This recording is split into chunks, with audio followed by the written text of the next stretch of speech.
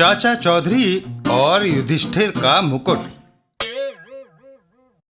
एक दिन चाचा चौधरी के घर पर, बिन्नी, तुमने टेलीफोन का रिसीवर उठाकर क्यों रख दिया? ताकि कोई तुम्हारे खाने में विघ्न न डाले। तुम दिन रात दूसरों के कामों में उलझे रहते हो। बदले में क्या मिला? मिनिस्टर की सीट या गवर्नर का पद?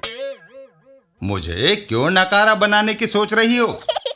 मैं किसी को आज तुम्हारे पास नहीं आने दूंगी, ताकि खाना तो चैन से खा सको। चाची, आज की खीर लाजवाब बनी है, थोड़ी और मिलेगी?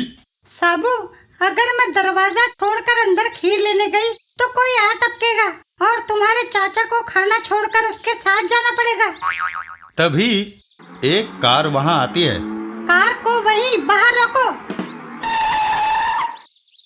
क्या चाचा चौधरी का घर यही है? हाँ, मगर आखिर तुम लोगों ने मेरे पति को क्या समझ रखा है? कोई भी आता है उसे अपने साथ ले जाता है। मशीन को भी थोड़ी देर के लिए बंद किया जाता है। मेरी बात तो सुनिए। मैं कुछ सुनना नहीं चाहती। अगर तुम्हारी कोई समस्या हो या चोरी डकैती हो गई हो तो सरकार के पास जाओ। पुलिस किस लिए है? चाची, आप गलत समझ रही हैं। चाची, उसकी बात तो सुन लो। शहर की नागरिक समिति ने चाचा चौधरी को सर्वश्रेष्ठ नागरिक चुना है और विश्व में एक हफ्ता तक कहीं भी छुट्टियां मनाने के लिए हवाई जहाज दिया है। ये रहा अथॉरिटी लेटर। मेरा काम खत्म। इतना कहकर वह आदमी वहां से चल देता है।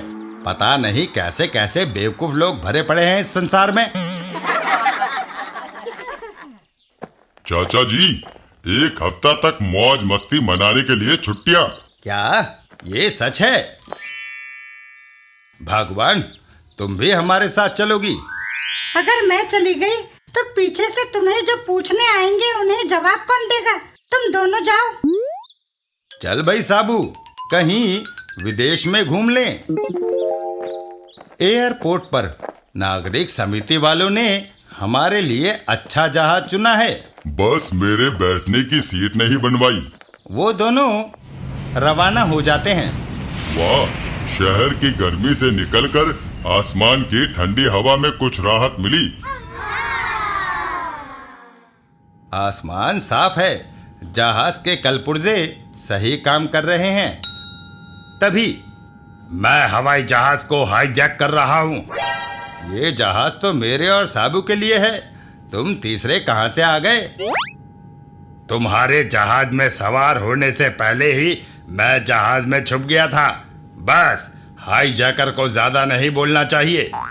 अगर जान की खैर चाहते हो तो जहाज को मॉरिशस की तरफ मोड़ लो। मगर हम मॉरिशस ही जा रहे हैं।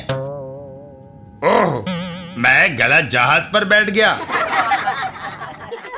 हेलो मॉरिशस पुलिस, मैं चाचा चौधरी बोल रहा हूँ।